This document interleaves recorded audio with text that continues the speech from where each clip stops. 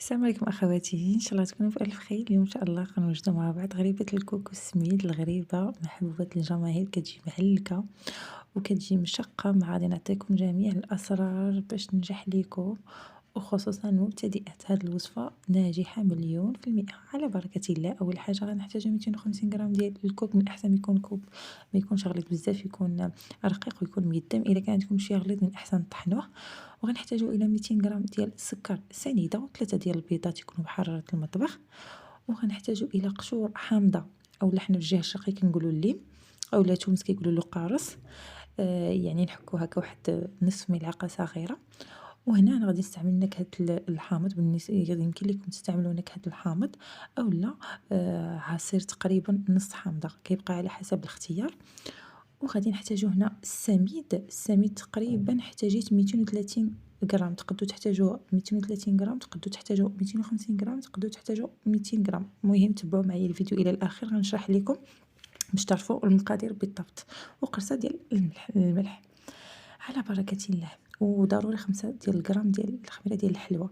اولا غادي ناخذ السنيده والزيت والبيض والنكهه ديال الحامض وقشور الحامض.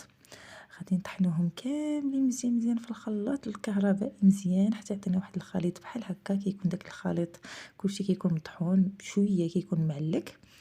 ومن بعد غادي ندير واحد القبصه ديال الملح، وغادي نضيفو الكوك كامل بالتدريج، يعني شويه بشويه. ولكن 250 غرام ضروري غنضيفوها كامله.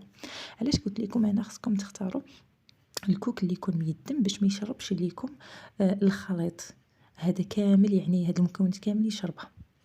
ولا كان عندكم شويه غليظ من الاحسن تزيدوا تطحنوه واحد شويه. من بعد غنخلطوا مزيان هاد المكونات مزيان مزيان مزيان. انا هنا غادي نقسم. غادي ندير النص غنديرو يعني عادي بالحامض العادي، والنص الاخر غنديرو بالحامض الخضر. واحد النكهه زوينه بالسيترون. سيترون فيغت كيجي واحد النكهه كتجي زوينه وبنين.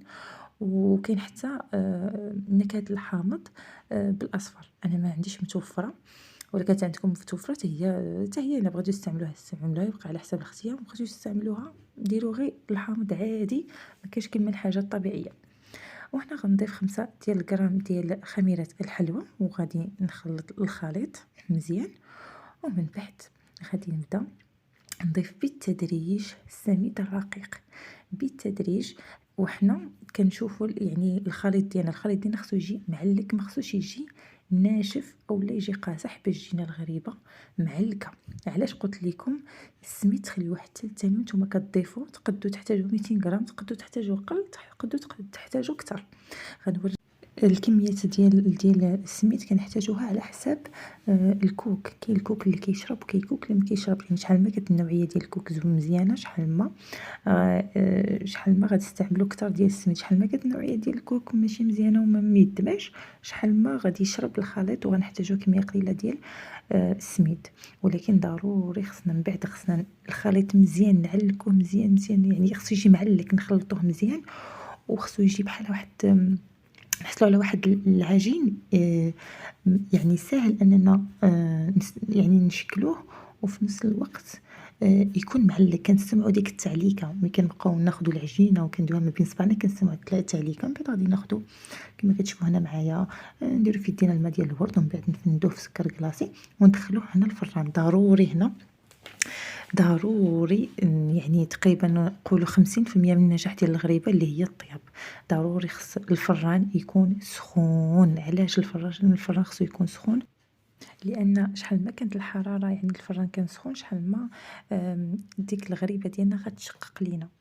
الا كان الفران ما سخونش الغريبه ما غتشققش. وبالنسبه لي انا الفران تاع الضو غتكون تقريبا انا درتو على 180 درجه من الاسفل ومن الفوق. هي خصنا نقربوا الفوق شويه اللاطه ديال الكاطو باش ان الحراره تكون شويه من الفوق والغريبه تشقق لينا.